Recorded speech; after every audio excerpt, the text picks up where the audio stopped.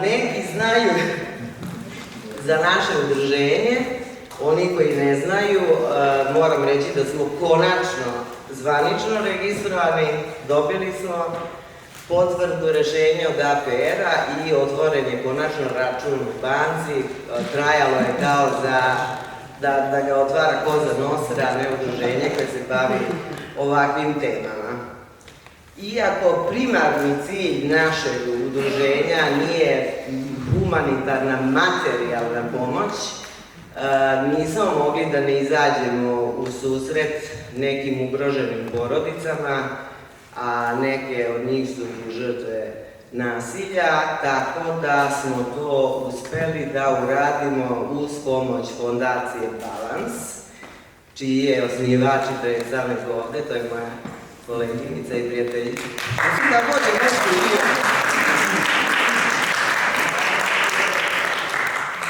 Uz pomoć mlade Janje Janković s paketićima dobrog srca, tako da su mnoga deca dobila novogodišnje paketiće. Uz pomoć trgovinskih lanaca koji žele da ostanu anonimni i naravno zahvaljujući našim sugrađanima koji su skupili nešto stvari, nije nešto nego mnogo, a i mi međusobno smo skupile i odnele tim porodicama pomoć.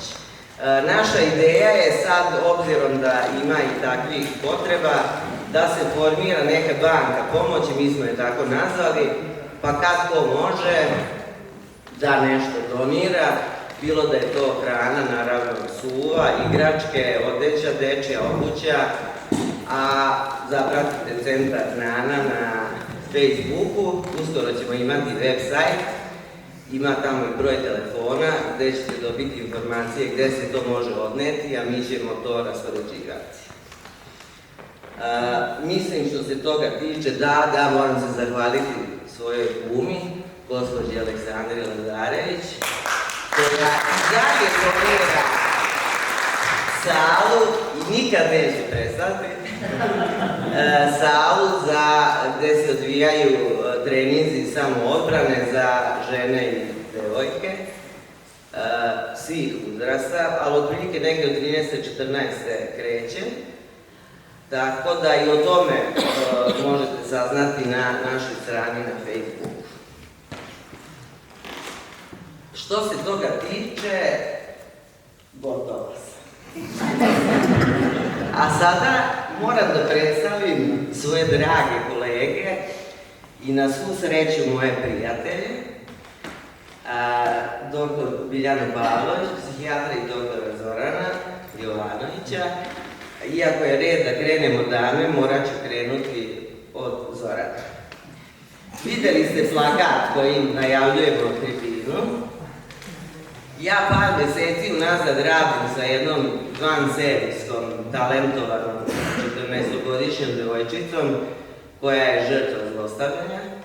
Vrlo je kreativna i ja sam je onda usmeravan da kroz kreativnost razrešava svoju traumu i zamolila sam je da mi pomogne oko plakata. Krenula je da raspoređuje Zoranove titule i onda je tako sočno opsovala i rekla: a joj je mogo da nareza sve ovo, da bi se on ljutio da mu skinemo. Ja kažem, verovatno ne bi, ali obzirom koji rad i trud stoji iza toga, to nećemo uraditi. Sad prelazim na damu. Biljana bi isto, mogla bi Biljanu da psuje za titula, da nije majka troje dece, vrlo angažovana, posvećena, sama sprema veliki stan, ide na pijacu, kuva redovno, što je vrlo važno, jeste. Pa jedan veliki stan. Sama sprema zimnicu, učestvuje u raznim humanitarnim akcijama i ekološke prirode, što znači da čisti đubre po obroncima cera. Tako da Biljana iz tog razloga nije za psovanje kao što je Bojan bio. Tako da čast mi je oni često nisu svesni onog zdravog dela narcizma kod sebe, pa ja moram da ih hvalim. Ja bih dodao, Bilja je i šefica u državnoj firmi. Da, dobro, Bilja je šef. Vi ste Zorana, vi ste Bojana.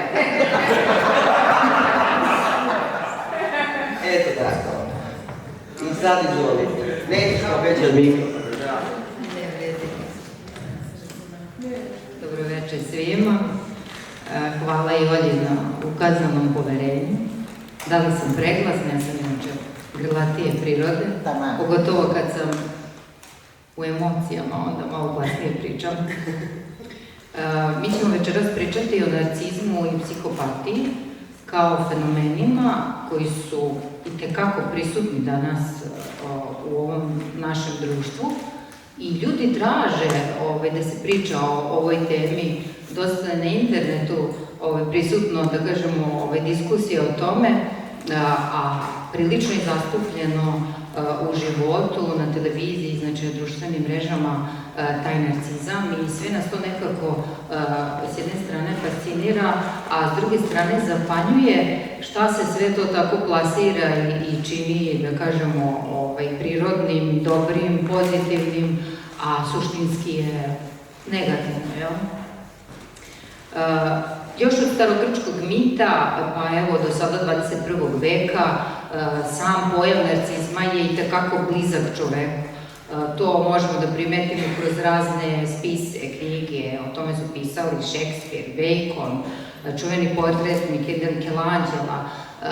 I uporedo sa istrajnošću ove ljudske osobine, kroz te vekove civilizacijske promene, opstaje i aktuelnost teme o samom narcizmu. Znači, ko je narcis i kakav je njegov život i kakva je priroda ljubavi koju on traži ili da li uopšte može osetiti i da li uopšte može usmeriti prema bilo kome osim prema samom sebi.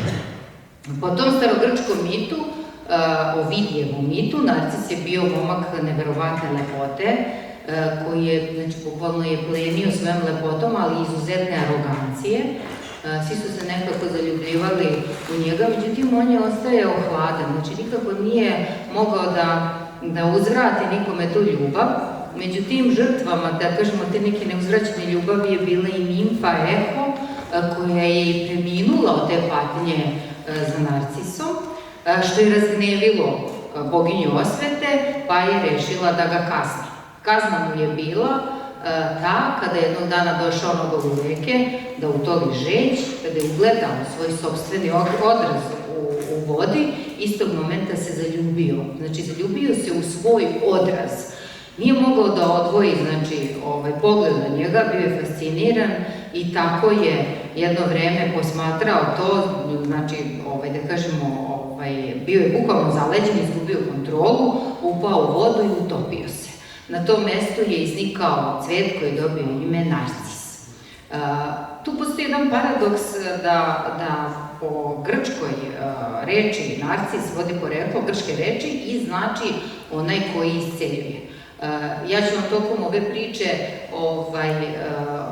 doći do toga kako zapravo taj narcis na kraju deluje isceljujuće, a zapravo pričamo večeras o zlostavljanju.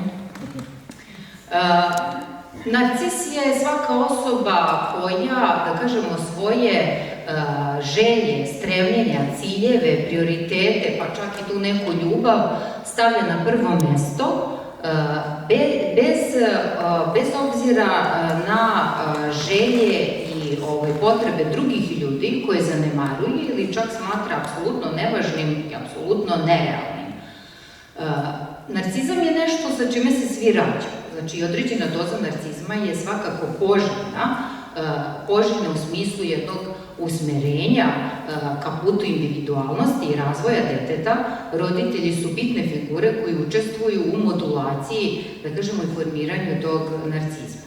Međutim, put prema paklu popločan je dobrim namerama, tako da mnogi roditelji nepravilno iz te želje usmere svoje dete i mogu da naprave narcista od njega, odnosno da se razvije kasnije narcistički poremećaj ličnosti. Šta se dešava? Mi najčešće imamo dva oblika narcizma, dve pojave. Jedna je jedne su ranjivi narcisi, drugi su grandiozni narcisi. Postoje malo ređi i daleko opasniji, to su maligni narcisi, oni su više povezani sa sadizmom i psihopatijom, to će kolega Zoran bolje objasniti. Ovi ranjivi narcisi su takozvani narcisi tanke kože. Šta se s njima dešava? Oni neguju i favorizuju to neko svoje samopoštovanje i daju tu neku samobitnost kako bi prikrili i umanjili osjećaj niže vrednosti i time nadoknadili potrebnu ljubav i pažnju koju nisu dobili od svojih roditelja tokom odrastanja. Znači, to je jedna vrsta, da kažemo, kompenzacije. Oni su jako osjetljivi, znači zovu se narcisi tanke kože, preosjetljivi su čak na dobronamernu kritiku, jako senzibilno reaguju, okolina ih ne prepoznaje kao narcise, obično su povučeni, tihi, mirni, ali zato oni koji dele život sa njima iz najbliže okoline vrlo dobro osjete njihov narcizam, znači oni su često pasivno agresivni, jako osjetljivi na kritiku, burno reaguju, nedostaje im ta grandioznost, ali oni imaju fantazme o uspehu. Često imaju te priče, ja sam mogao biti recimo najbolji sportista u školi, samo da mi je pružena šansa, nego su tamo ovoga favorizovali, onda sam se ja naljutio, inače sam mnogo bolji od njega, to je recimo primjer. A grandiozni narcisi su oni koji zaista veruju da su bogomilni, da se izdvajaju u odnosu na ostale ljude. Te narcise su roditelji tokom detinjstva uzdizali na neki pijedestal. Znači, oni su ih ubedili da su mnogo bolji od ostale dece. Znači, to su obično roditelji koji su hvalili svoju decu, čak i kada deca nije bilo potrebe da budu hvaljena, ukoliko su bila kritikovana od strane, ne znam, učitelja, komšija, rodbine, bili su kritikovani od strane roditelja, tako da su ta deca bukvalno kasnije ti ljudi odgajani u tom stilu da su zaista vredni i da se izdvajaju po nečemu u odnosu na ostale ljude. I jednim i drugima nedostaje empatija. To je ono što ih spaja. I velika osjetljivost na kritiku.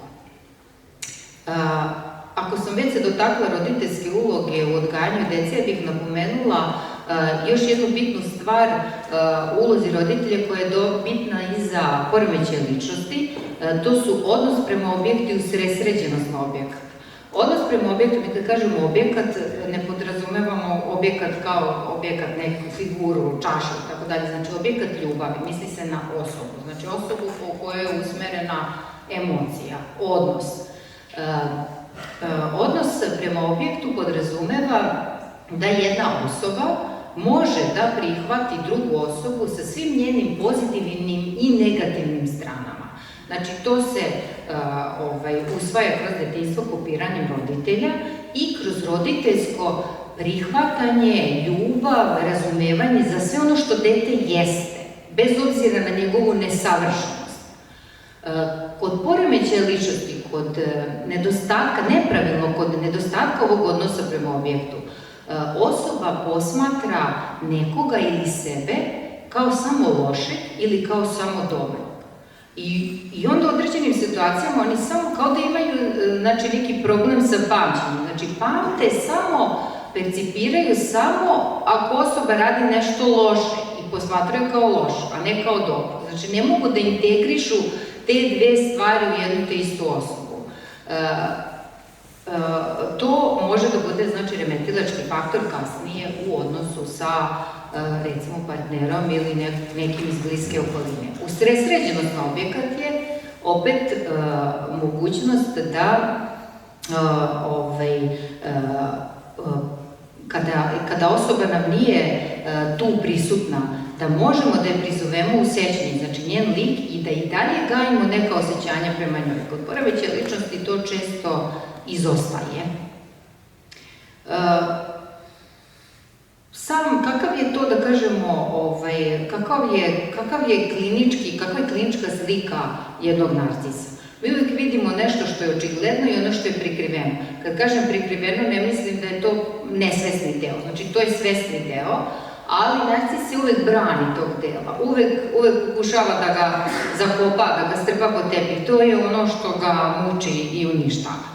Kada je u pitanju jedan self-koncept, znači poimanje sebe, ono što je očigledno je da postoji jedno naduveno samopoštovanje, jedna ohola veličanstvenost. Oni su uvek onako prebitni, prevažni, jedno, da kažemo, jedno samopouzdanje, maštaju o moći, o uspehu, o slavi, a ono što je prikriveno je jedna preosetljivost. Jako su osetljivi na kritiku i iza svega toga stoji jedno, da kažemo, nisko samopouzdanje, koje, kao što sam i rekla, poput neke vatrice koja tinja i oni stalno tim, da kažem, uzdizanjem sebe pokušavaju da ugase tu vatru nesigurnosti.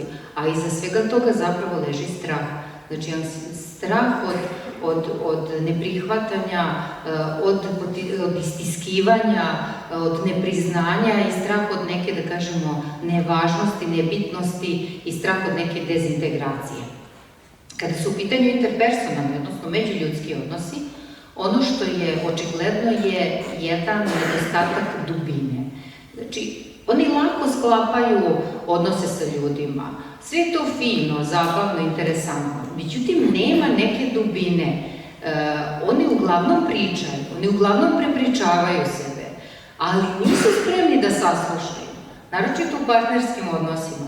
Vi imate supružnika, partnera ili bliskog prijatelja koji će doći i počet će da vam prepričava sebe neku dogodovštinu, šta mu se desilo i naravno očekuje da vi širom otvorenih očiju slušate to pažljivo, da pratite gestikulacijom, ako je smiješno da se smejete, da to bude zanimljivo. Međutim, kada su suprotne situacije u pitanju, kada vi treba da ispričate nešto, desi se u toku priče da samo jednog momenta uzme telefon ili vas pita tamo nešto nevažno, jesi ili ne znam donela nešto ono, znači nema apsolutne veze sa onim što vi pričate, znači i onda vam je jasno da on uopšte ne prati vaš tok misli i vašu priču ili da to prati sa pola snage, da ga suštinski ne zanima.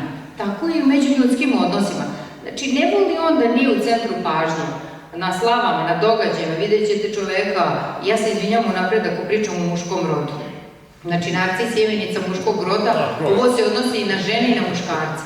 Muškarce koji vole da dominiraju, da pričaju priče, žene koje uglavnom vole da budu lepe i sjajne. I nema, a kada neko drugi priča, znači primećuje se neka doza netrpeljivosti, prelazi se na drugu temu, skreće se tema, znači ne sasluša se taj neko do kraja šta je hteo da kaže. Ono što je prikriveno u međuljudskim odnosima je jedan osjećaj zavisti. Znači, narcisi su jako zavidni na tuđi uspeh, na tuđu slavu, na tuđu moć. I to je upravo dolazi iz onog straha što sam rekla da će ih neki drugi narcisi istisnuti, da oni neće biti bitni, da oni neće biti važni. A opet s druge strane imaju potrebu da budu prihvaćeni. Znači oni su hedonisti. Vi nemate danas hedonizam narcisa da je tajan. Znači pogotovo sad kad su društvene mreže. Za narcisa nije uživanje ako on to nije podelio, ako to nije videla masa ljudi na društvenim mrežama. Društveno su veoma prilagodljivi, znači jako šarmantni, prijatni i egzibicionistički nastrojeni, da kažemo, jaka ih ambicija prati, a ono što je prikriveno je da imaju stalni neki osjećaj dosade i praznine i da su vrlo često nezadovoljni svojim društvenim ili profesionalnim identitetom, jer smatraju da su uvek za nešto uskraćeni, da uvek mogu više, da su mnogo više vredni i da okolina treba više da ih vrednuje i trude se u tom pravcu. Kada su u pitanju partnerski odnosi, ono što je očigledno je, kao što sam malo pre spomenula, da su veoma šarmantni, da se osobe druge lako zaljubljuju njih, a i oni su zaljubljive prirode. Međutim, ono što je prikriveno je da ta zaljubljenost ne može dugo da traje. Znači, tu oni nisu sposobni, oni nemaju kapaciteta za pravu, zrelu ljubav. Oni ne mogu da vole. Oni na partnera gledaju kao na produženu ruku sebe, a ne na kao posebnu individu sa posebnim osjećanjima, potrebama, željama. Oni možda mogu na kognitivnom nivou da shvate potrebe partnera, ali na tom emotivnom nivou ne mogu. Znači, jako su intelektualni, analitični, sposobni i to je briljantno u nekim, da kažemo, različitim sferama života, ali kada su emocije u pitanju, to naravno nije dovoljno i svakako nije zrelo. Ja ću kasnije pričati o partnerskim odnosima, napomenut ću samo da oni vrlo često imaju tu neku egocentričnu percepciju realnosti. Znači, posmatraju kroz prizmu te neke svoje samoživosti i sve tako observiraju. Ne dozvoljavaju neko drugo mišljenje vezano za neku, na primjer, situaciju. Oni su uvek u pravu. Znači, vi ne možete da narcisa, ako nešto tvrdi, bolje odustanite od ubeđivanja da to nije tako. Znači, ne možete ga ubediti u suprotno. A opet on ima jako dobru retoričku sposobnost. To su uglavnom inteligentni ljudi koji ne možete da nadgovorite. Pogotovo kad ste emotivno upleteni, znači onda ostanete paralisani. Vi prosto budete kao neka buba koja je primila otrov u sebe. Znači, ni da se pokrenete, ni da progovorite. A onda pravi se reči, uvek kasno setim, odgovor znam kad ostanem sam, zato što su emocije u pitanju. Preplave vas emocije, a i preplavi vas i strah. Vrlo često, ono što je prikriveno, ne mogu imaju neki, kao da kažemo, rupe u pamćenju, jer ne mogu, znači, objektivno da sagledaju neke, da kažem, sa pažnjom neke aspekte događaja, tako da imaju i rupice u pamćenju, pa onda kada se povede priča o nečemu što se desilo, vrlo često negiraju to i kao što se uopšte nije desilo. I apsolutno se tu priča završava. Vrlo su skloni da, ako im je ugroženo samopoštovanje, da onda menjaju realnost, da menjaju iskaze, da menjaju priču. U partnerskom odnosu stavljamo akcenat na to, obzirom da je tema koja provejava ovu svu priču neka vrsta izlostavljanja u bilo kojeg, u partnerskim odnosima, na poslu, porodici, bilo gde. Šta se dešava sa narcisom? Na početku veze imate onaj love bombing, znači ljubavno bombardovanje. Znači, tu će da bude, znači, situacija kao iz bajke. On će da vam učini sve, za njega ćete biti savršenstvo. Opet se izvinjavam što pričam u muškom rodu. Odnosi se i na žene narcise.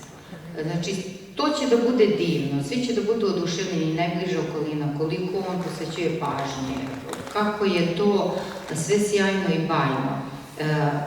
Budući partner doživljava da je pronašao osobu koji je tražio čitav život, znači oni su na istim talasnim dužinama, imaju ista stremljenja, iste interesovanja, a zapravo je to posljedica toga što narcisi nemaju, ako se tako, pogotovo ako u pitanju poremećaja ličnosti, nemaju taj potpuni doživljaj identiteta. Njima fali uvek nešto. I onda imamo taj takozvani Lijana fenomen, ili sindrom kameleona, kada imaju potrebu da preuzmu deo identiteta od osobe i onda preuzimanjem tog identiteta oni se na neki način stapaju sa tim budućim partnerom i onda to deluje fino. Veza je uvek na početku strastvena, znači puno je strasti, puno je ljubavi, puno je pažnje i naravno narcis je sklon da u startu idealizuje svog partnera, on zaista i misli i on misli da je to sve sjajno i bajno. Onda kreće faza kada to, da kažemo, ide nekim lepim tokom, kreće faza potrebe da se provodi što više vremena zajedno. I na jedan suptilan način se od partnera traži da se distancira sada od nekih aktivnosti koje je imao ranije, da se distancira od svojih najboljih, da kažem, prijatelja, svoje porodice, a sve je to iz potrebe da se provodi vreme što više zajedno, njima je tako lepo, njima je tako divno, bajno, pa se onda, ako se to ne dešava, narcis onda ljuti i onda se remeti odnos i onda partner iz želje da ne poremeti odnos, jer je sve zaista divno, onda se trudi da mu ipak posveti više vremena, pa žrtvuje svoje prijatelje, vreme za svoje prijatelje, vreme za svoje aktivnosti i tako dalje. I onda se ulazi u taj jedan odnos i kada narcis se osjeti sigurnim, kada u potpunosti se osjeti da je emotivno pridobio partnera, onda kreće faza devalvacije. Znači, kreću kritike, odnosno kreće projekcija. Znači, narcis projektuje svoje negativne osobine na partnera. Znači, kreće da ga kritikuje. Sad tako neke, prvo kreće od običnih stvari. Znači, gde je partner bio divan, sjajan i bajan, sad odjednom ništa ne valja, ti ništa ne znaš, glup si, nesposoban si, glupa si, nisi to uradila kako treba. I onda kreće to klackanje. Lepo, ružno. Kad je lepo, naravno, luči se dopamin. Kad je ružno, luči se kortizol. A kad se luči kortizol? Znači, kad on krene da kritikuje partnera za nešto, onda se partner, naravno, uvredi, naljuti se, možda se i distancira, ali kad se naljuti, ako uvredi, ako krene da konfrontira narcisa, ako mu, što bi rekli, udari na to njegovo samopouzdanje, na to njegovo mišljenje, ličnost, onda kreće bes. A narcistički bes je nešto što je jako neprijatno i strašno. To je jako stresno i tada se luči kortizol. I sve tako, lepo, ružno, pa periodi lepog, pa periodi ružnog. I osoba ulazi u, taj da kažemo, traumatski odnos, traumatsku vezu i hemijski uslovljenu, jer je narcis taj koji poput heroina može da izazove ta divna osjećanja, a sve se čini vremenom da se izbegne narcisov bes, da se izbegne narcisova agresija.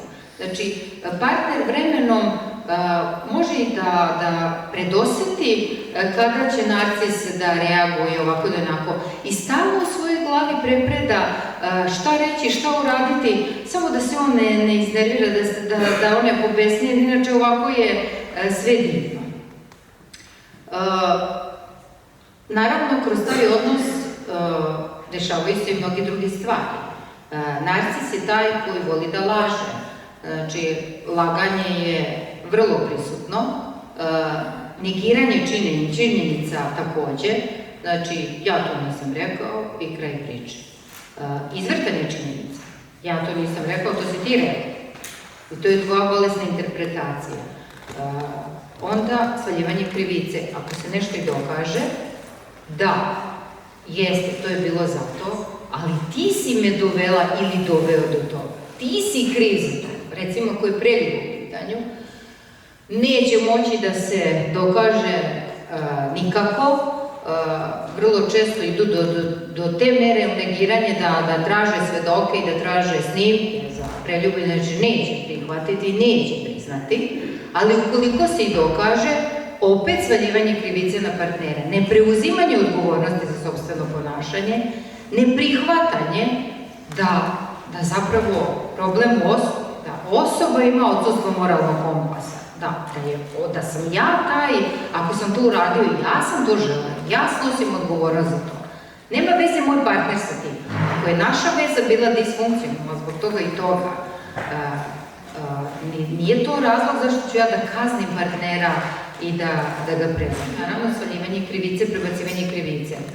Ne znam, zapustila si se, ugojila si se, nisi mi pružala dovoljno pažnje, razumevanja, non stop si oko dece, nemaš dovoljno energije, te boli glava i tako dalje. Oterala si me u krevet kod druge žene ili radio si mi to i to.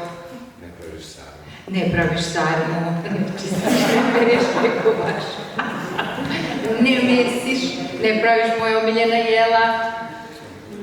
A ona me tako razume, ona me tako shvata, ona je tu uvek za mene i tako dalje. Jedna od čestih manipulativnih tehnika narcisa je takozvani gaslighting.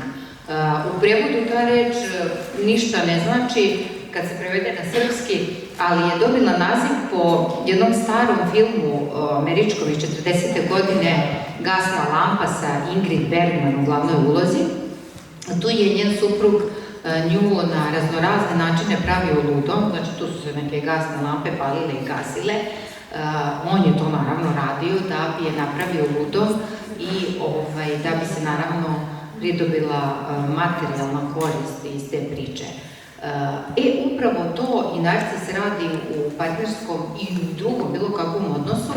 Znači, kroz te priče, kroz te manipulacije, dovođenje osobe u situaciju da počne da sumnja u sebe. Do te mere da počne da sumnja i ono što je videla i čula.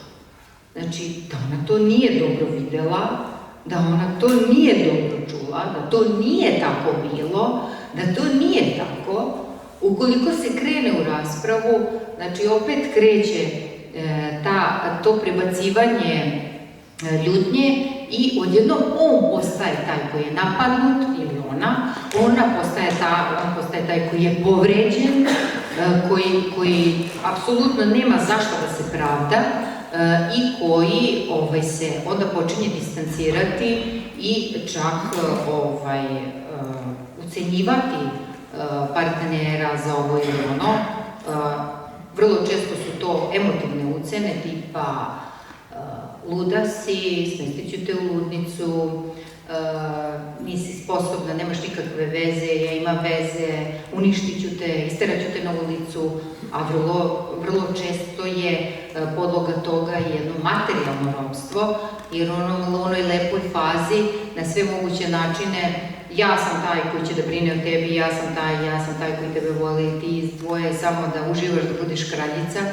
I žena uglavnom je u podređenom položaju, ne radi i onda je jako teško, i ako dođe do težih oblika zlostavljanja, pored od psihičkog i fizičkog, izaći iz tog odnosa, jer je osoba, žrtva takvog zlostavljanja potpuno slomljena, znači potpuno onesposobljena, potpuno sama, izolovana. Vrlo često imamo situaciju da nam čovjek dovede pacijentkinju iskreno zabrinut za njeno stanje, svoju suprugu, u smislu da je ona se promenila, da je ona depresivna, da je postala loša majka, loša supruga, da se zapostavila i da je on stvarno zabrinut i da traži pomoć i da je on taj koji njoj želi da pomogne, a zapravo je on taj koji na sve moguće načine doveo do toga. Znači je zaista pomoć potrebna. I mi kroz psihoterapijski rad, kad nam i dođu klijenti zbog ovih ili onih problema, jer vrlo često, znači, posljedica tog hroničnog stresa se razvijaju neke druge bolesti. Znači, nije samo zlostavljanje, vikanje, urlikanje i tuča. Znači, to je jedan proces koji ima svoje posljedice. Posljedice mogu biti maligne bolesti. Znači, ako se u kontinuitetu hronično luči taj kortizol, hormon stresa, on deprivirajuće deluje na imunni sistem, dolazi do aktivacije proonkogena, dolazi do maligniteta. Mnogo žena sa raznoraznim karcinomima kroz psihoterapijski proces možda i dođe do toga, ne kažem da je to 100% samo to razlog, ali je takođe jedan od razloga, dođe se do toga da je postojala disfunkcionalnost u partnerskim odnosima, da je postojala jedna hronična patnja, dijabet mellitus, problemi sa gojaznošću, anoreksijom, anksioznost, nesanica, panični napadi. To sve može da bude znak te patnje i mi kroz psihoterapijski rad, znači kada nam pacijent dođe, uvek idemo i do toga, i dođe se i do toga. Onda kroz psihoterapijski proces mi sa klijentom, sa pacijentom prolazimo kroz sve to i ukoliko je to zaista postojalo, cilj same terapije je osvešćivanje. Znači, shvatanje da nije problem te vrste koji je favorizovan od strane narcisa. Znači, da osoba nije luda, da osoba nije glupa, da osoba nije nesposobna, da osoba nije depresivna, nikakva, nesposobna za sve, nego da je nešto drugo dovelo do toga, do te vrste iscrpljenja i da počne postepeno, znači kroz davanja određenih alata, podrške i tako dalje, da se prvo izleči ono što može da se izleči, a onda i da kroz taj proces poznaje osoba dođe do odgovora i da izađe iz te uloge žrtve i da počne da živi normalan život. To je cilj. Znači jedno osvešćenje i izlazak iz uloge žrtve. To je jako bolan proces, rad na sebi i zapravo taj odnos sa narcisom, stalno pričamo šta taj narcis radi, šta taj narcis čini. A čini ono zapravo, sve on čini što mu mi dozvoljavamo da čini u kraju kraja. Ne mi, nego žrtva takvog odnosa. I on čini ono što mu se dozvoljava da se čini. I sad se postavlja pitanje zašto je to dozvoljeno? Zašto smo to dozvoljili? Kad se dođe do tih odgovora, onda obično dođe i do isceljenja. Pa od tuda i ono što smo rekli, ime narcis, onaj koji isceljuje, onaj koji leči, znači nema samospoznaje bez Boga, bez patnje nema. Znači rad na sebi je izuzetno bolan i težak proces. Ljudi često očekuju kada odu kod psihoterapeuta i psihijatra, sad idem tamo i očekujem da posle seanse budem preporučen da izađem kao da sam bio u spa centru. To onda nije dobra psihoterapija. Može da se izazove taj osjećaj, ali tek kad se dođe do nekih saznanja. Obično je bolan proces. Znači, obično osoba prolazi kroz Golgotu i zato je, da kažemo, put ka samospoznaji trnovit put. Još jedno objašnjenje, ja možda nisam ispričala sve osobine narcisa, ima ih dosta. Jedna je, sad sam se sjetila, i triangulacija. Narcis je često u partnerskom odnosu da spominje svoje bivše partnere ili tako neke druge osobe kako bi izazvao strah od partnera da ipak nešto, onda će da se pita što sad sa mnom nije u redu, zašto ga stalno spominje, zašto je zvao bivšeg partnera, na primjer, zbog nečega objašnjenja, pa samo on je upućen u tu temu, s njim sam mogla o tome da razgovaram ili s njom sam mogla o tome da razgovaram i onda kod partnera to stvara osjećaj nesigurnosti, osjećaj da mora da se bori za tog narcisa. On stalno to stvara i uvek mu je potrebna emocija. Ne samo odobravanje i pozitivno, njemu je potrebno i partnerov bes, partnerova ljubomora, partnerovo ludilo. Znači, bilo kakva emotivna reakcija je zapravo njihova hrana i nešto što ih održava, da kažemo, živim i važnim. Narcis ima potrebu da kontroliše, uvijek su kontrolišući, znači da kontrolišu partnera, čak i ako partner dobro u nekim stvarima, recimo ako je domaćica u pitanju, znači domaćica je, ona sprema obroke, ona čisti kuću i red bi bio da od svog muža bude pohvaljena u tome, više hvaljena nego kuđena, ali se obično dešavaju obrnute situacije. Ona se pokudi, kritikuje za nešto što nije dobro napravila. Svaka greška će da se isfavorizuje. Znači, ako partner ima neki problem u životu, neki krah, narcis neće da mu pruži tada podršku, nego će ona kaže, pa to je zato što ti nisi, to je sam ti govorila da ne možeš tako, da možeš drugačije. Znači, uvek situacija za kritikovanje. Vrlo često, kako bih rekla, srozavanje autoriteta pred decom. Znači, uvek će, ako u pitanju žene ili muškarca, nema veze, supruga da na neki način omalovažava pred decom i da narušava njegov autoritet, što je apsolutno nije dobro.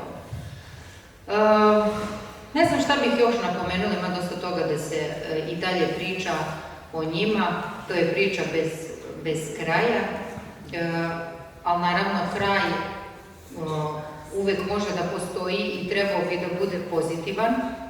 Kada narcisa konfrontiramo, kad mu kažemo u čemu je problem i u čemu mislimo da je problem kod njega, imamo različite vrste reakcije. Neki apsolutno su svesni toga i vaših brega. Znači tu već imamo dosta elemenata psihopatije, o čemu će doktor pričati, ili recimo shvate da nešto nije u redu, da ipak nešto zavisi od njih i pokazuju spremnost da nešto promene, krenu i na psihoterapiju i tako dalje. I tu je isto, da kažemo, možda i problem, jer partner uloži vreme i energiju, a ti recidivi su vrlo mogući. Postoji oni koji jako burno reaguju na konfrontaciju, odmah se izazove bes, oni koji apsolutno ne reaguju, kao da ne shvataju šta im se govori. I suština je da oni nemaju nikakav intelektualni i kognitivni deficit. Oni vrlo dobro znaju u suštini šta čine, ali imaju odsustvo empatije. Znači, oni misle da imaju neki poseban osjećaj za pravdu, posebno čulo za pravdu, a čim ga imaju, znači da imaju onda i moći da kažnjavaju. Vrlo su osjetljivi i osvetoljubivi. Znači, osvetit će vam se za neke stvari pre ili kasnije. Biće ili topla ili hladna osveta, ali osveta će biti svakako. I kada je taj narcizam poguban, upravo sam rekla, kad god imamo elemente patnje, on je poguban. Kada je poremećaj ličnosti?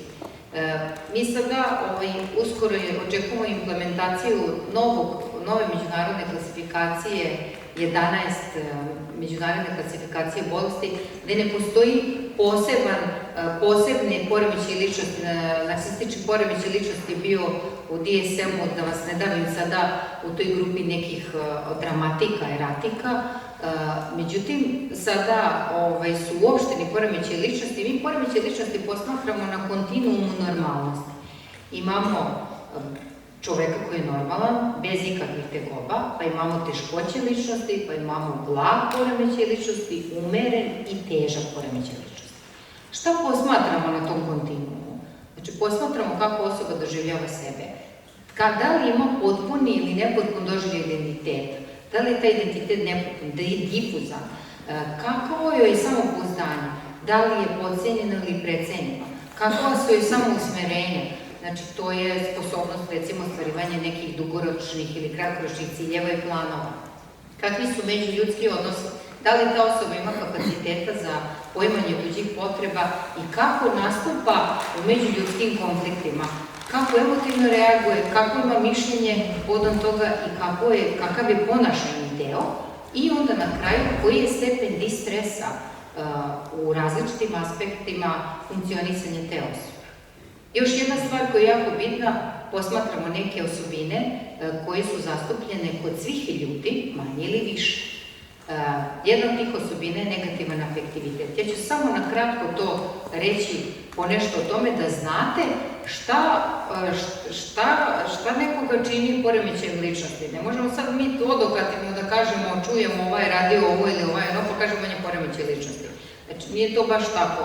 Znači, potrebni su i heteropodaci, duže viđenje pacijenta ili klijenta da bismo došli do takvih zaključaka. I naravno, i timski rad, bez psihologa, ništa, znači njihove eksploracije, objektivnog testiranja iz kojeg mnogo toga možemo da saznamo. Negativni afektivitet znači sklonost ljudi da doživljavaju negativne emocije bez obzira na situaciju. Znači, stalno imaju taj neki osjećaj nezadovoljstva, depresije, nelagodnosti, pesimizma i takve misli. Sad neko ima više ili manje izražene ove osobine. Zatim odvojenost, posmatra se odvojenost, takozvani detachment. Znači, socijalna odvojenost, ljudi koji imaju sklonost da se socijalno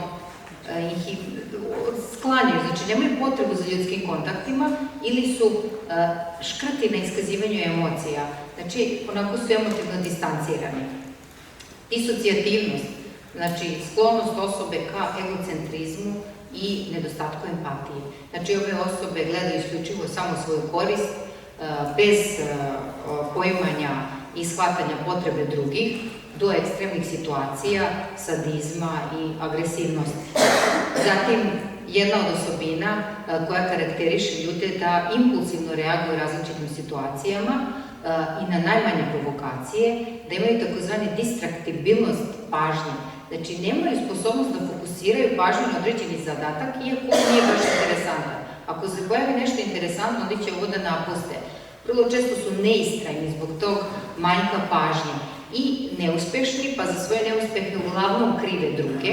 Skloni su rizičnim radnjama, na primer nekim ekstremnim sportovima, rizičnom vožnjom automobila, kad je veći skor sklonosti ka konzumiranju psihoaktivnih supstanci itd.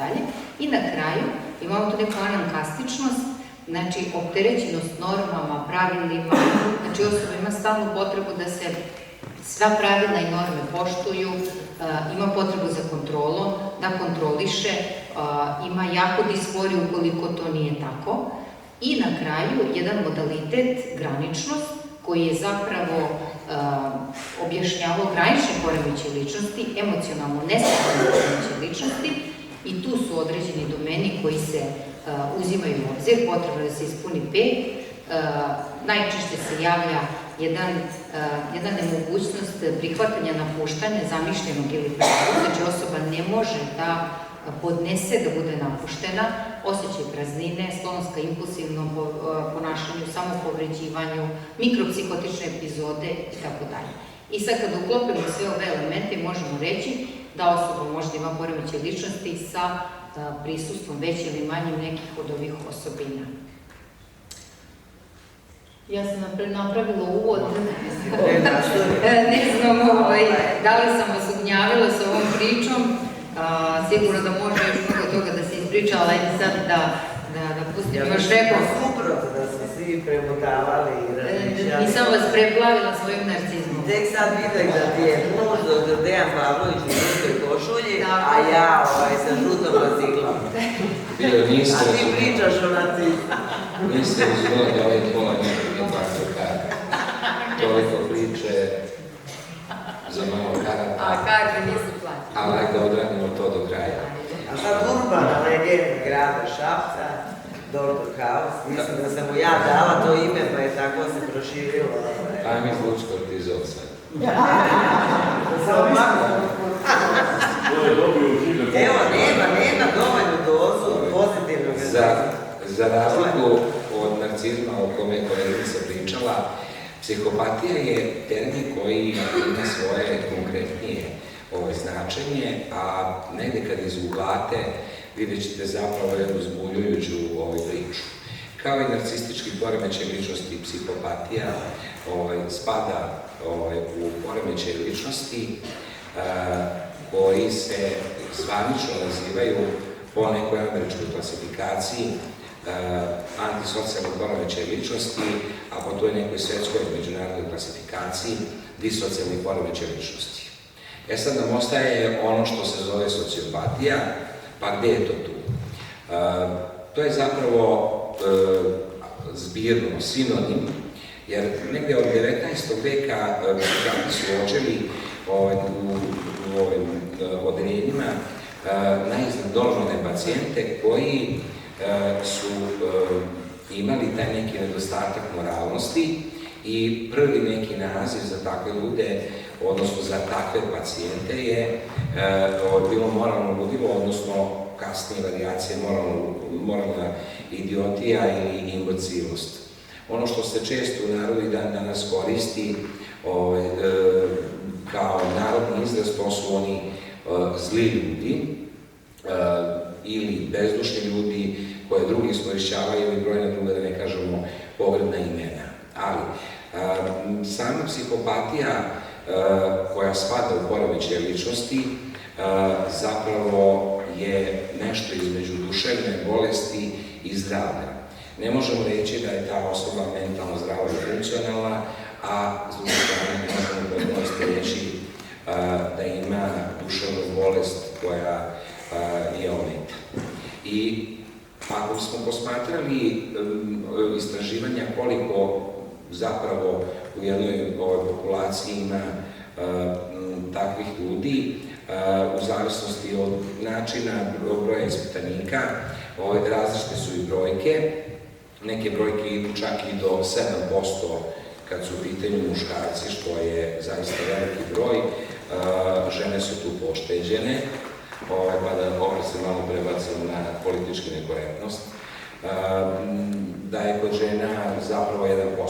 Međutim, većina istraživanja kaže da je ovaj poremećaj zastupljen negde od 1 do 3%, posebno kad se koristi, da kažemo, neka vrsta instrumenta za merenje ovog problema, jer ono što je rekla koleginica, ne možemo baš odluka određivati da li je neko psihopata, da li je neko malo depresivan ili nije, pa tu negdje uvodimo neke instrumente da bismo što objektivnije procenili. Ono što većina tih rezultata kaže da je zaista negde 70% muškaraca više u populaciji psihopata nego žena, ali svakako je zastupljeni u ženskoj populaciji. I tu negde, ako bismo opisivali odlike psihopate, neće baš biti taj lirični opis kao što je to Bilja napravila sa narcizmom, nego ovdje bismo morali da onako izdvojimo o nekim stavkama i da shvatimo zapravo da psihopate nisu samo osobe koje čine štetu društvu u svoju korist. Oni imaju mnogo složenije probleme i u zavisnosti od međuigre tih odlika, tih crta psihopatije, oni mogu biti neuropljeni, mogu imati ozbiljne probleme sa zakonom i činiti krivična dela i različite vrste nasilja, ali ono što je evidentno da psihopate mogu biti i tekako uspešne, ali o tome ću nešto kasnije. Jedna od prvih odlika psihopata je nebriga za druge ljude. I u osnovi ove odlike stoji zapravo da takve osobe ne razviju uosjećavanje ili empatičnost. One nisu sposobne da uđu u tuđu kožu u psihološkom smislu, da razumeju drugog čoveka, da osete neke njegove probleme, ali nisu sposobne, ono što se stručno zove alisitimija, one nisu sposobne ni da prepoznaju sopstvene emocije, a kamoli emocije kod drugih i da upravljaju njima. I posebno ako govorimo o emocijama gađenja, koji je jako važan faktor kod formiranja etike, odnosno morala kod čoveka, kod takvih osoba se ta emocija uz još neke druge i ne formira. Kad se to spoji sa površnim emocijama, gde psihopata zaista ima malo emocija, ako možemo reći da čovjek postoji koji nema emocije, ako te tako plitke emocije posmatramo, one posebno nisu sposobne da razviju one socijalne emocije kao što osjećanje stida, srama, i samim tim nisu sposobne i kada pogreše da imaju ono autentično osjećanje kajanja, što naravno ih priprema za brojna kriminalna dela koja su u stanju da učine. Uz to njihovo osjećanje odgovornosti praktično ne postoji.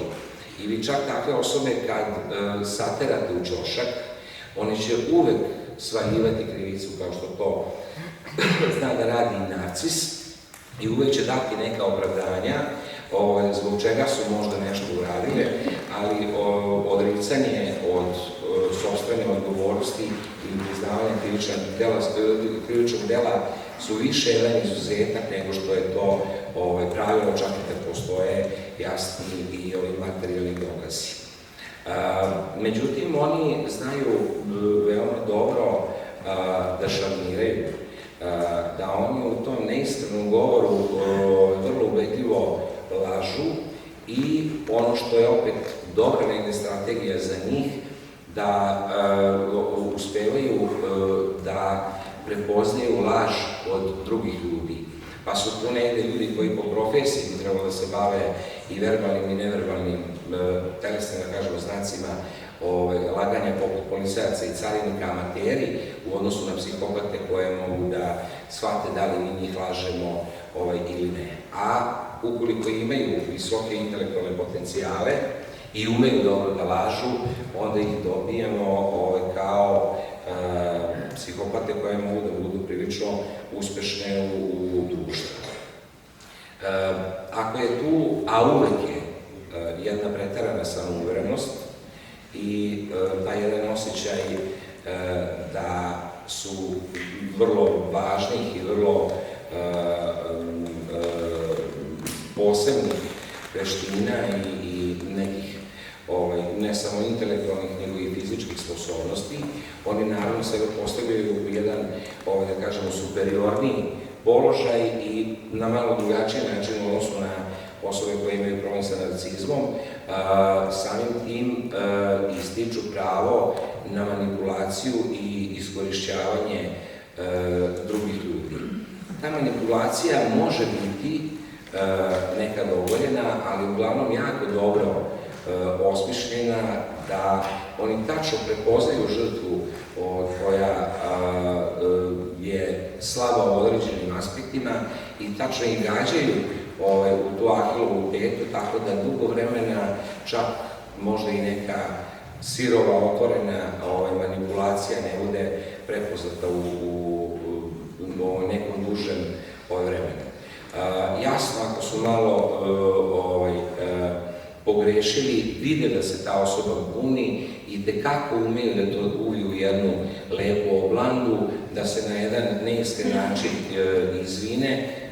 izvine i da tu nastavljaju tu svoju igru koju su započeli. Naravno, ta manipulacija nije vezana samo za pojedinca, nego kod uspešnijih psihopata to je negde dobar polaz i za manipulaciju mase i za, naravno, postavljanje u visoke socijalne, profesionalne pa i političke pozicije.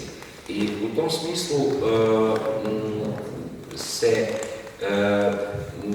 te osobe mogu svrstati kao dobre igrače na tom emotivnom, ali i na tom saznajnom planu, pa nekad čak i kad im je prosečna inteligencija. Pa ako ćemo tu da pomenemo Hannibala Lectera, onda možemo očekivati mnogo jednu i složeniju i zamršeniju igru. Pored ovoga, te osobe imaju problem sa pažnjom. To nije onaj deficit pažnje, kako mi nazivamo, nego je ta pažnja poremećena u smislu da oni ne uspevaju da dugo drže fokus pažnje na nekom događaju, ali mnogo teži problem je da u jednom trenutku na uvremeni način tu pažnju prebacuju i na neke druge sadržaje, što utiče kasnije na dugoročno planiranje, ali i razumevanje neke trenutne situacije koja bi trebalo da bude realnija, a ne samo njihov subjektivni doživljaj. Pored toga, psihopate se odlikuju ono što se stručno zove patološki egocentrizam i ono što bi i bio razlog tog njihovog samoljublja, odnosno usmerenosti na sebe, je zapravo nešto što ih koči da uopšte razviju osjećanje ljubavi, ali i druge emocije poput straha, i iz tog razloga oni ne samo da nisu sposobni da vole, nego su u poziciji neustrašivosti koja je vrlo važna za nešto što je specifično za ovaj poremećaj, a to je nasilje, odnosno agresivnost. Oni imaju i probleme u porodičnim, odnosno partnerskim odnosima i za razliku od narcisa oni neće često birati atraktivne partnere, nego će birati partnere koje mogu da manipulišu i u tom smislu nisu mnogo izbirljivi. Ne samo manipulacija, nego i strategija koliko dugo ta žrtva može ostati u njihovim kandžama i koliko dugo oni mogu manipulisati. I jedno od istraživanja dok se spremao ovo predavanje mi je bilo zanimljivo, koje je pokazalo da, iako je to mali uzorak, što je paradoksalno, da psihopate sa ovim pravim kriterijumima su samo u 4%, možda se nećemo složiti, ali samo u 4% izvršioci krivičnih dela ubistva supružnika. To je malo sad čudno i onako čime bi se to objasnilo. Pa zapravo njima treba žrtva koju će oni mnogo duže mučiti. Ja ću te mučiti i maltretirati na druge načine, nećete ubiti jer gubim tako objekat manipulacije, eksploatacije i maltretiranja, dok se potencijal ubistva kad su u pitanju druge osobe, tu su daleko veći procent i njihova kriminalna istorija je naravno mnogo bogatija. Ono što je još specifično i to je neka karakteristika muškaraca psihopata, oni na primjer prekidaju nastavak viđenja, odnosno veze, ukoliko primete na prvom sastanku da ih partnerka prekida u razgovoru i ako ne daju jasne signale da će nešto biti od te veze. Što znači da negde partner, odnosno potencijalna žrtva u startu pruža neke otpori da će biti tvrd zalog i da kasnije njom manipulišu i upravljaju. Pored toga, kod muškaraca psihopata u tom muško-ženskim odnosima muškarci su sa mnogo više samopouzdanja, mnogo manje su opterećeni fizičkim izgledom i mnogo manje ima onog osjećanja stida ukoliko nisu zadovoljni svojom spoljašnjošću, dok je kod žena psihopata taj odnos obrnut.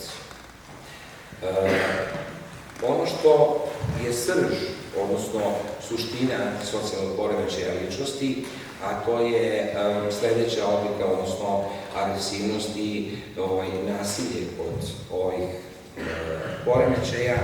I tu dolazi do jedne prilično zanimljive igre i tu možemo da izdvojimo onu staru podelu koju ćete često naći u različitim časopisima ili po ovim portalima na internetu, gde su psihopate mnogo finije, sofisticiranije, uspevaju na jedan finiji način da manipulišu, a sociopate su impulsivnije i vidljivije pokazuju te neke svoje osobine. Ovde je pre pričao, da kažemo, dva podtipa psihopata koja na različiti način ispoljavaju agresivnost, odnosno ako je realizuju na različite načine ispoljavaju nasilje koje može biti direktno i ono naravno može biti fizičko i verbalno i može biti indirektno kao što su ogovaranja, kao što su spletke u tom nekom zajedničkom društvu i posebno su vešti da žrtvu izoluju od te uže socijalne sredine i naravno tek od nje da pobude, posebno ako je niskog samopouzdanja, da je ona zapravo kriva što se sve to dogodilo. I u tom smislu taj indirektna i promišljena agresivnost i jeste nekako svojstvenija pravim psihopatama, gdje oni na jedan vrlo promućuran, vrlo lukav, vrlo sofisticiran način čak prave i direktna nasilna dela, dok sekundarna neka psihopatija koja je uzrokovana više sredinskim faktorima je sklonija onoj reaktivnoj formi nasilja. Tu mnogo više ima emocija, tu mnogo više sa afektom koliko može jedan psihopata da ima, mogu reagovati i tekako burno i kod njih je impuls nešto i lošiji, tako da oni u trenutku mogu vrlo burno da odreaguju za razliku ovih koji su funkcionalniji i koji to znaju i da odlože, ali da ih ne bi uhvatili, da ne bi trpeli kaznu i tekako znaju da naprave dobru strategiju kako bi naneli štetu drugoj osobi.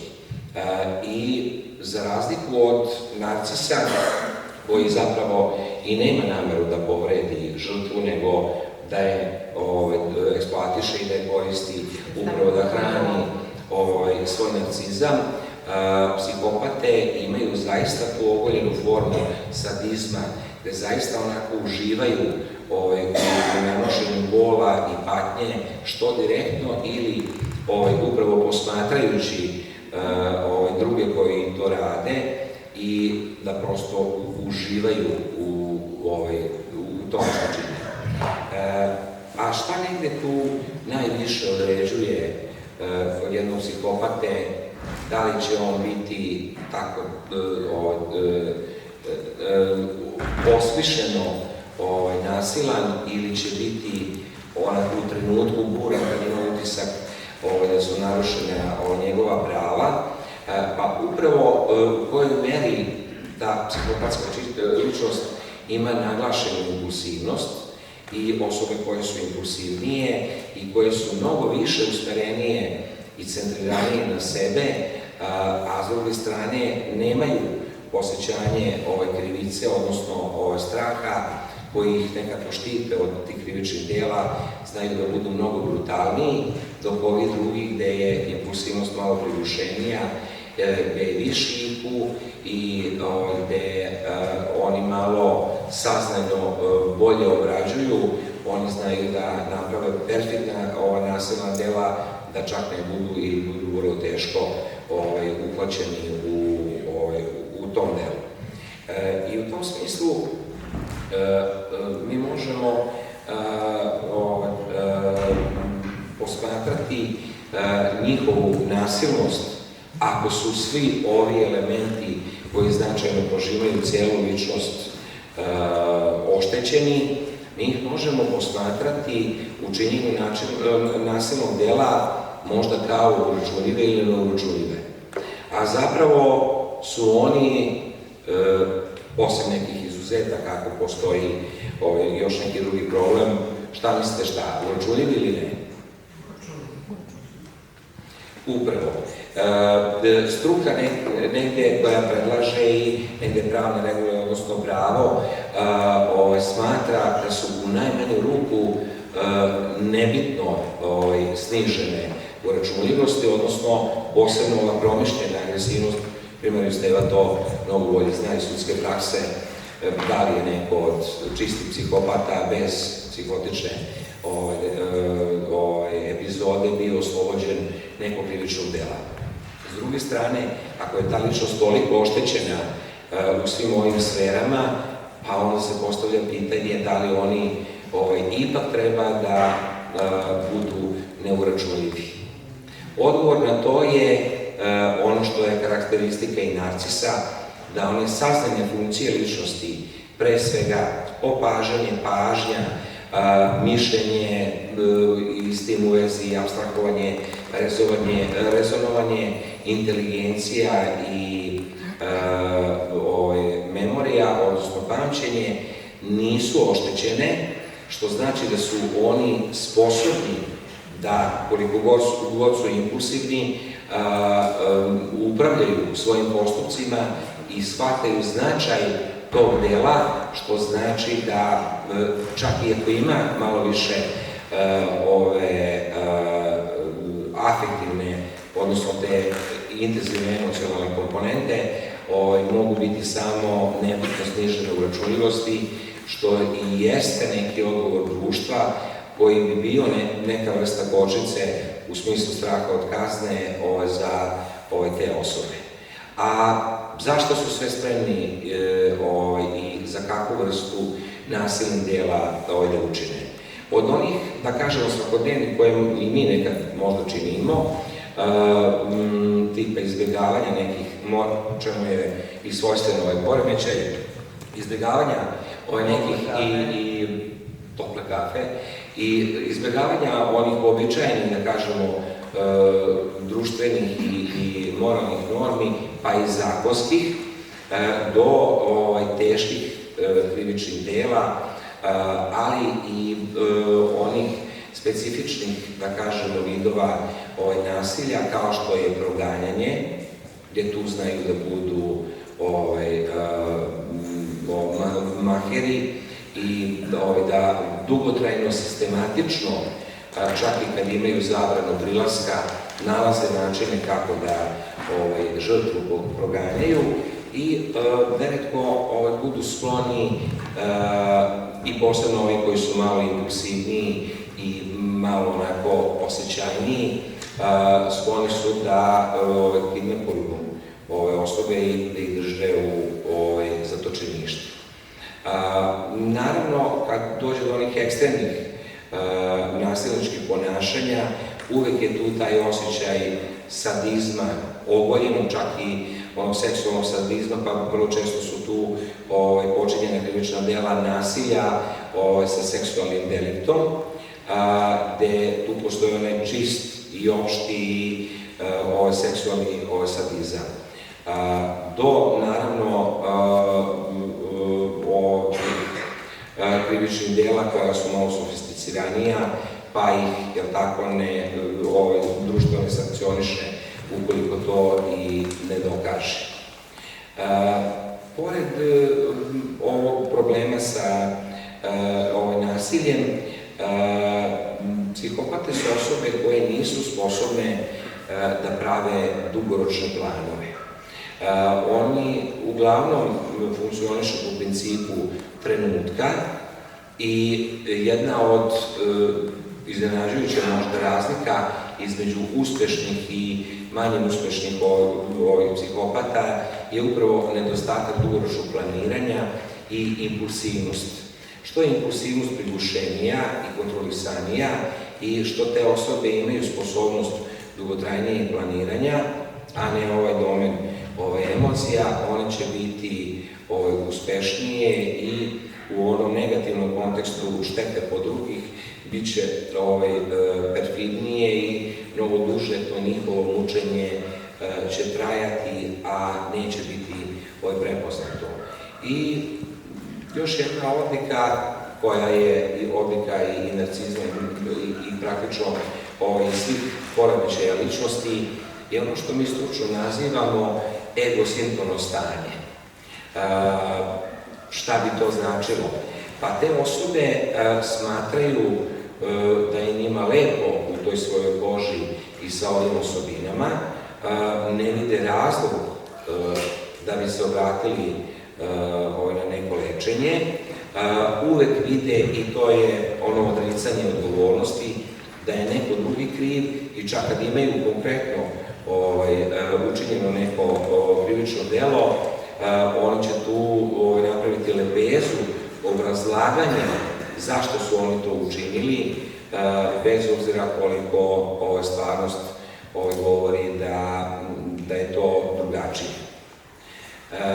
Naravno, u zavisnosti koliko su te emocije površne ili nisu, od ovih osoba je jedna od ključnih osobina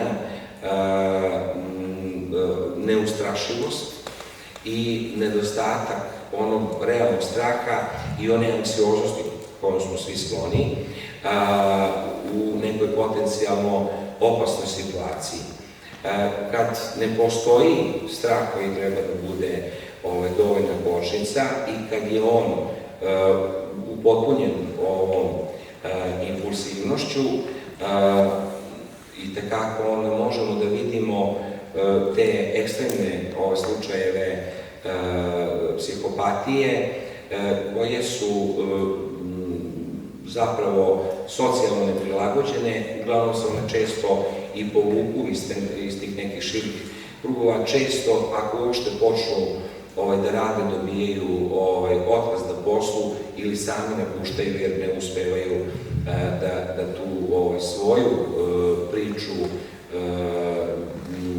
plasiraju, odnosno uklope u kolektivnu pomesu. Vrlo često znaju da donose i neke impulsivne odluke, da ulaze u neke rizične finansijske transakcije, pa ulaze u različite dugove.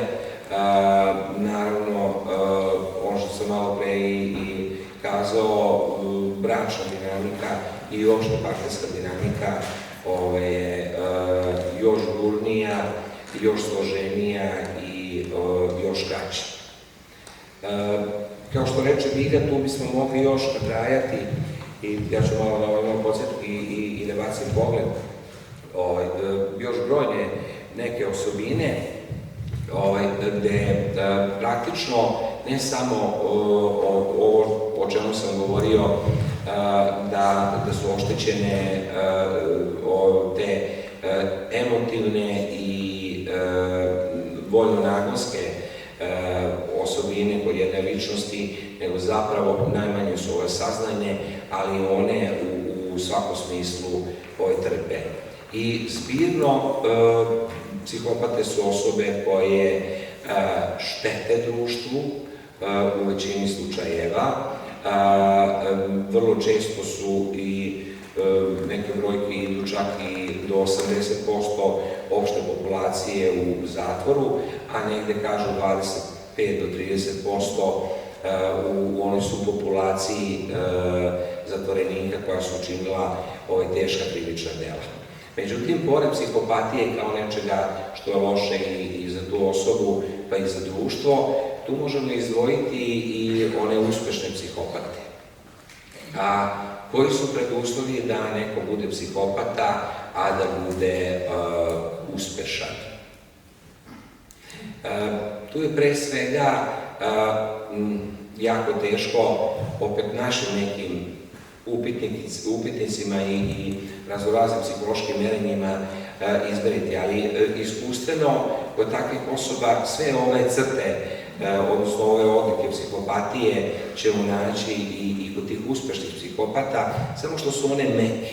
Prigušene su, obično takve osobe i imaju, da kažemo, iznadprosečni IQ, one su mnogo bolje uklopljene u društvo i često koriste te plitke i površne emocije, jer vrlo često onda mogu da donose racionalnije odluke i u ličnom i u nekom porodičnom, pa i širem okruženju, posebno ako govorimo o firmama i korporacijama gde treba da se prave neki racionalni rezovi i obično ih radnici prepoznaju i vrlo često je ustavljen onaj izraz zmije u odelima, obično su to neki menadžeri, planeri ili šefovi koji tu vrlo onako socijalno inteligentno uspevaju da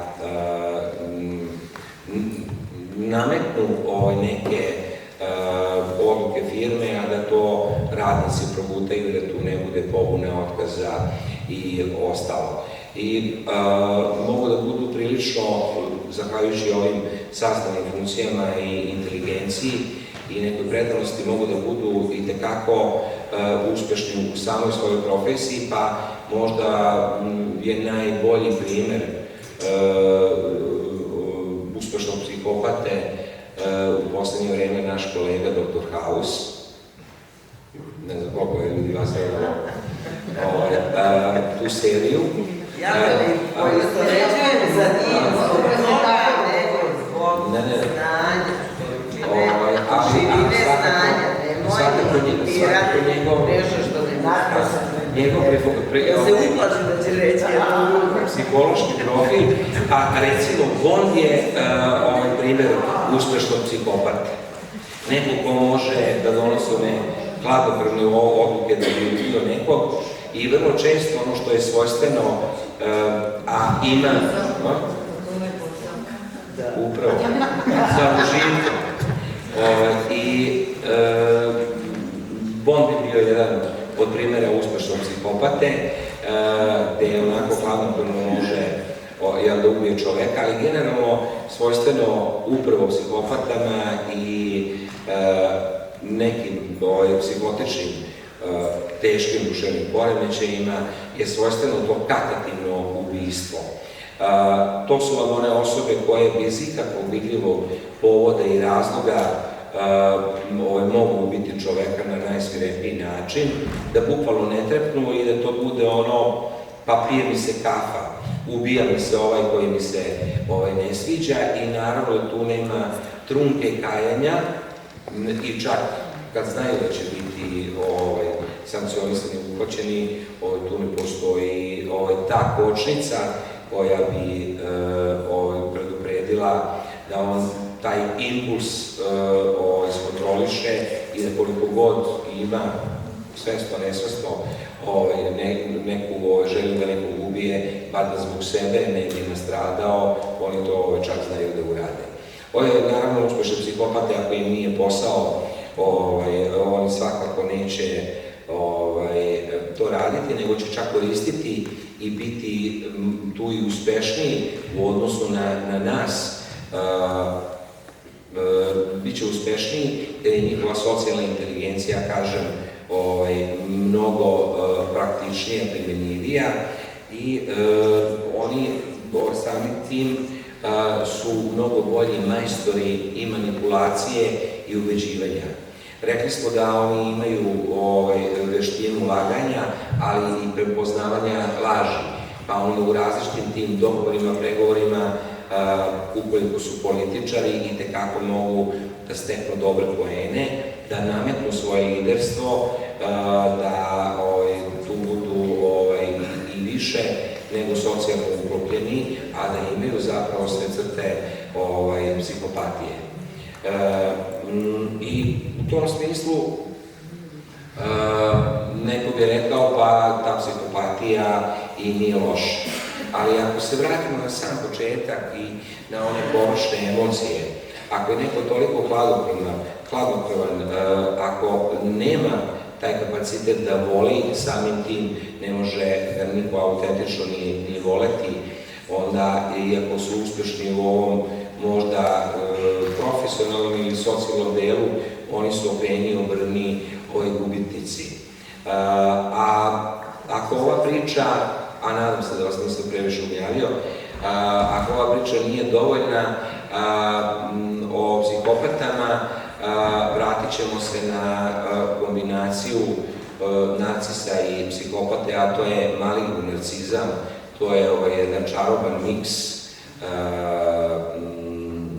psihopatije i antisocijalne ličnosti, pa kada u određenom kontekstu taj maligni narcizam postane Hubrisov sindrom, onda dobijamo još ozbiljniju i težu priču. Da ne odemo u nekom drugom smeru, neka ostane pitanje za Google šta je Hubrisov sindrom. Uvijek postaje pitanje. I ono što... Imali pitanje za domaćice? Ima, ali nećemo biti politički korektni. Nećemo biti politički korektni. Ja bih možda samo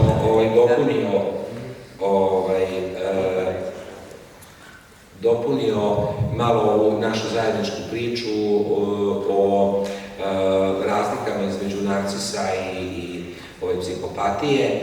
Ono što je Bilja i naglasila da Narcis ide iz uloge žrtve i on zaista nema nameru da na onaj najdestruktivniji, najnegativniji, najnečovečniji način poredi drugu osobu, dok onako sadistički sa uživanjem psihopata igra na ulogu straha od žrtve i njegova namera je zaista da nanese štetu drugoj osobi i da zapravo u tome uživa.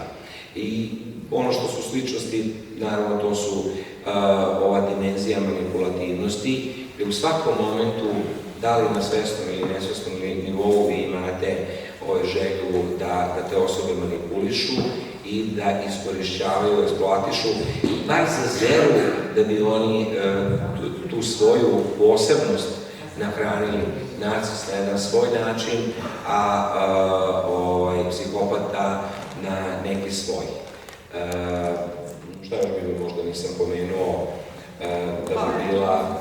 Pa možda fali, ajde kažem samo to šta im fali i šta je zapravo falilo roditeljima, pa fali i narcisu i psihopati, ta jedna sposobnost, jako lepa reč i po meni mnogo lepša od onog duhoklonuća koja je proglašena za reč godine, sposobnost saumljenja.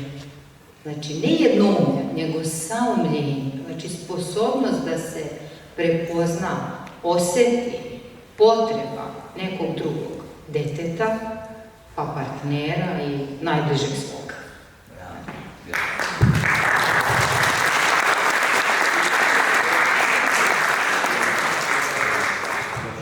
I naravno, uslovno rečeno, ovo što je Milja i opisala,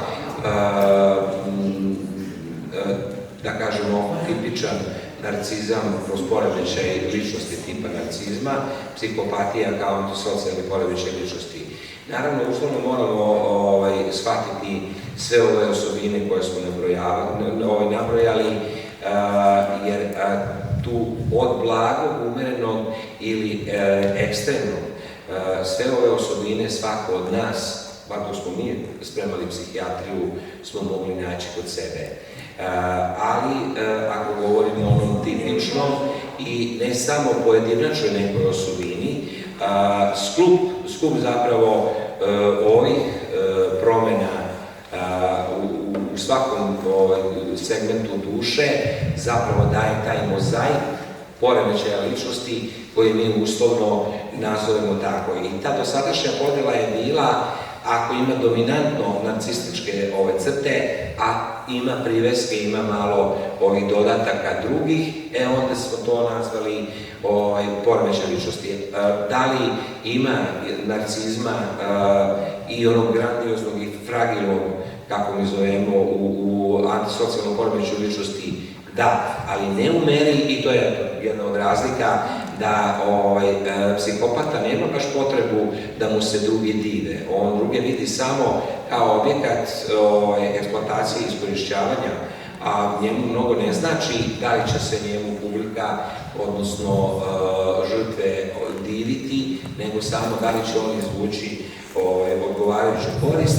I samim tim psihopata nije osjetljiv na kritike i nema tu burnu emocionalnu reakciju, dok će narcis naravno mnogo burnije reagovati, što bi isto bila razlika između ova dva onako prilično složena poremećaja ličnosti. A sad obucite pidžame da malo odmorimo pa da nastavimo. Sad ćemo malo stručniji deo o kriterijima. Milja je evo započela sa šalom. Ja također volim mnogo da se šalim, još kao mlada, pa mogu reći i mala sam volela crni humor. I mislim da je humor inače, ne samo što ja mislim, to je i dokazano jako dobar i u terapiji i u profesionalnom radu, mislim na naše profesije s ljudima, pa ako ste za kraj da vam pročitam 2 fazona za psihopate. Kaže, moj doktor kaže da imam antisocijalni poremećaj ličnosti, bar mislim da je tako rekao.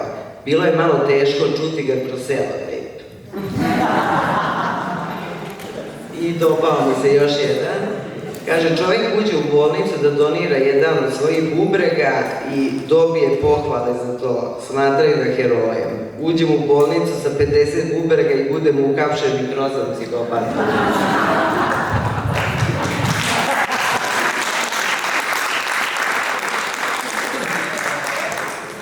Hvala našim gostima, pre svega, bili su sjajni. Dejan, ti si jedan od najbolje oženjenih muškaraca u Šapcu, to odgovorno tvrdim. Zapravo se hvala. Hvala gostima, nadam se da ste bili zadovoljni. Nemate ni razloga da ne budete. Večeras bićete obavešteni kada će biti sledeća. Ta osoba je među nama. Neću otkriti sad ko je. Pečena je, samo još malo da je reširam. I tu je. Da je malo pivom zalijem. Izvinjavam se, nismo ostavili prostor za pitanja. Da. Ima neko neka pitanja? Gaća kući. Gaća kući. A piđame neka? Ako je psihopata koliko sam shvatila i nasilnik i nema emocije i tako dalje i uživa, da li to znači da će on to raditi pa makar i na svoje štetu? To je sad pitanje upravo ovoga, da li on malo uspešniji psihopata ili je baš onako slabiji, impulsivniji, da kažemo, loše organizovan. I socijalno izolovan.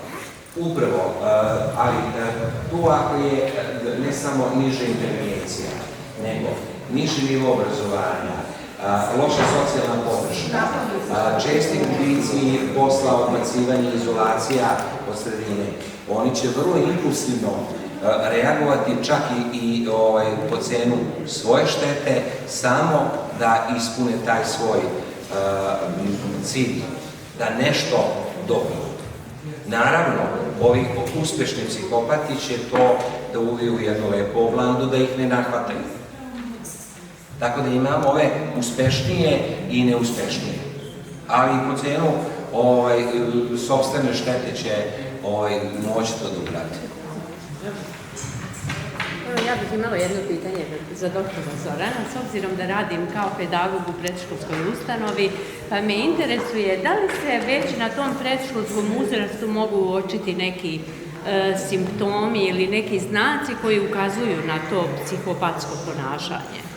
Da li postoje neke manifestacije već u tom ranom uzrastu? Odlično pitanje bilo je. Ja dok se spremao ovo predavanje, naravno mnogo je široko,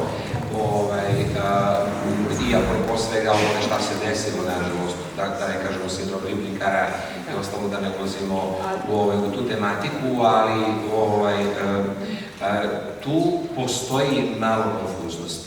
Sva istraživanja negde idu psihopatije od 15. godine i uopšte poremećaje ličnosti se manje više posmatraju od 15. godine, a dijagnoza ide tek sa punoletstvom sa 18.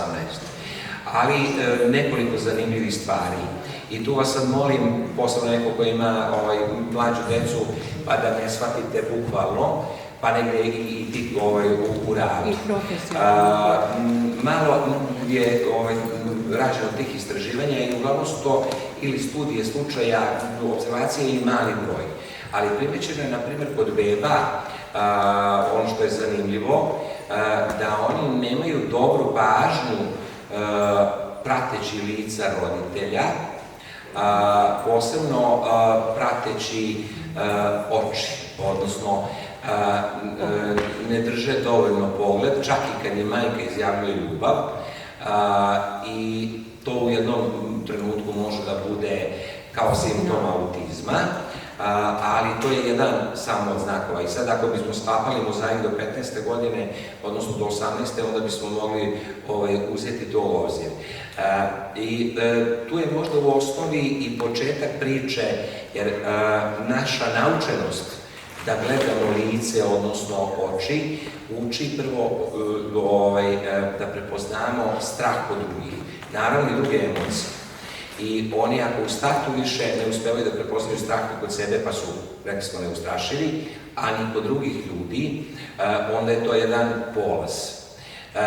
U nekim kasnijim godinama, mislim, nemoj me držati za reč baš dalje, nego od 2 ili 2,5 godine do 4, kod dečaka se tu mogu uočiti onako blagi padovi, odnosno blago pojavljivanje bezosećajnosti, ali negde već sa polaskom u školu, pa i negde u osnovnoj školi, tu se polako razvija ta bezosećajnost, kreće impulsivnost, pa njihovo hirovito reagovanje u školi i neposlušnost, da bi se to već tamo otprilike u zavisnosti od istraživanja, pa sad plus minus 2 godine, već su na prelasku u srednju školu, pa i u osnovnoj školi, ono što je jedan možda od sigurnih znakova, gde se dosta autora slaže s tim, siledžstvo, koje podrazumeva ne samo nasilje, nego i zastrašivanje vršnjaka, se izdvaja kao jedan pouzdan faktor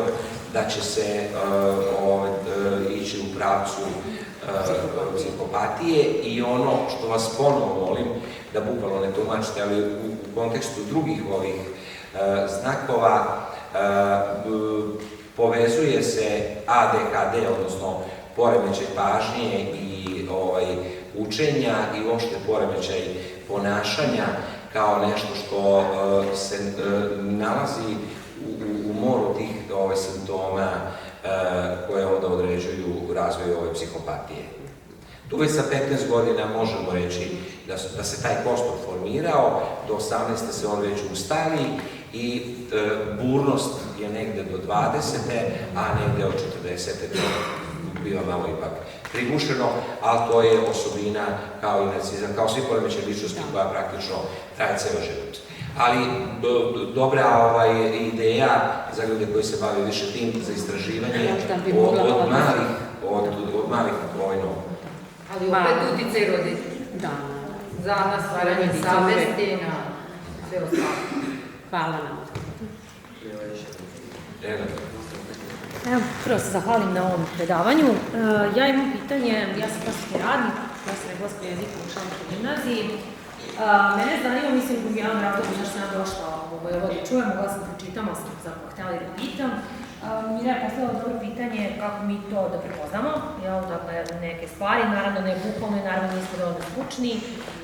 Koliko društvo utiče, mislim, pitanje za oboje, na formiranje svih vrsta narcističke ličnosti koje ste pomenuli i na formiranje psihopatske strukture ličnosti. Znači, sve vreme smo pričali o uticaju roditelja, sad mene zanima koliko utiče vrtić, škola, dakle, vršnjaci i uopšte društvo, mas mediji i sl. Znači, šta sad mi sa ove strane možemo da smanjimo, jer vidimo da su te ličnosti vrlo, da kažem, posebno psihopatske opasne za društvo.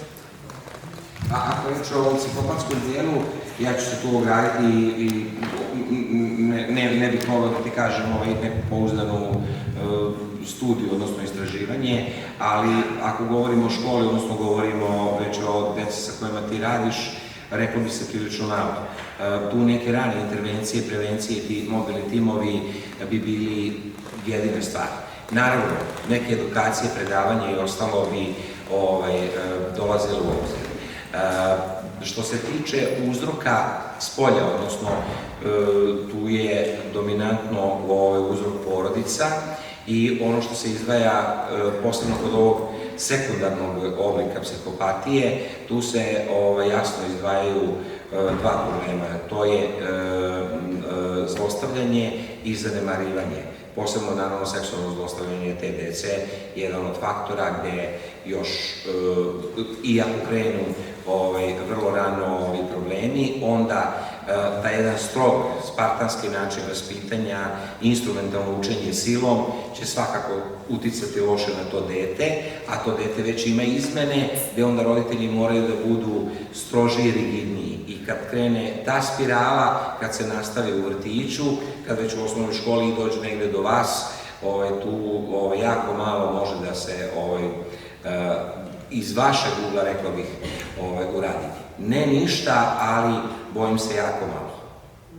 Ima možda tu verovatno neko ko se time detaljnije bavi, možda tu ima i većeg prostora. U našoj sredini, realno, da ne filozofiramo, mislim jako malo. A onda imamo i poruke medija, laži, varaj, pravi haos, bit ćeš zvezda realitija, bit ćeš poznata ličnost, bit ćeš cenjen, bit ćeš poštovan, budi kriminalac, davat ćeš intervjue, svi će o tebi pričati, snimaj filmove koji su puni nasilja, da budu uzori deci i tako dalje. I onda do firmi, znači intervju za posao, treba da se startuje, ja sam taj koji sam vama potreban, a ne šta imam da ponudim. I tako.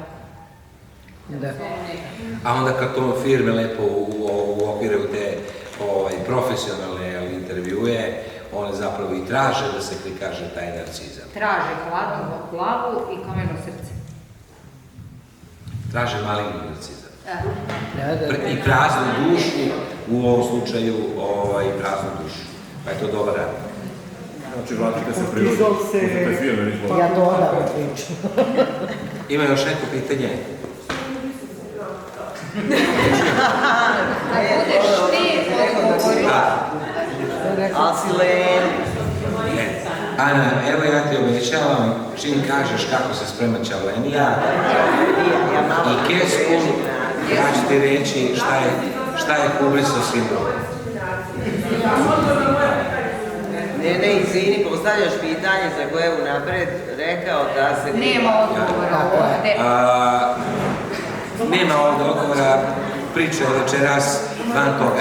Moramo ići kući. I tekako povezana sa narcizmom i psihopatijom, ali iz određenih razloga neću objasniti. A ćavleniju, ako i dobiješ u životu ikad, iz njene kuće skuvaće njena majka ili će si je skuvati ja. A na nju ne računaj. Ne, to je sad preinačeno, mora obaruš. Mora uzdižavati. Sad je postalo zanimljivo. Kuvanje sad. Ajde narcis. Može još neko. Ako nema niko pitanja, naopako ja moram, ja se nikad u životu nisam ovoliko zahvaljivao. U svim onim zahvalama ja sam, žao mi je nespretno zaboravila da pomenem direktora kulturnog centra, gospodina Uroša Vukića, koji nam tako ljubazno ustupa salu za tribine u organizaciji našeg udruženja. Eto tako.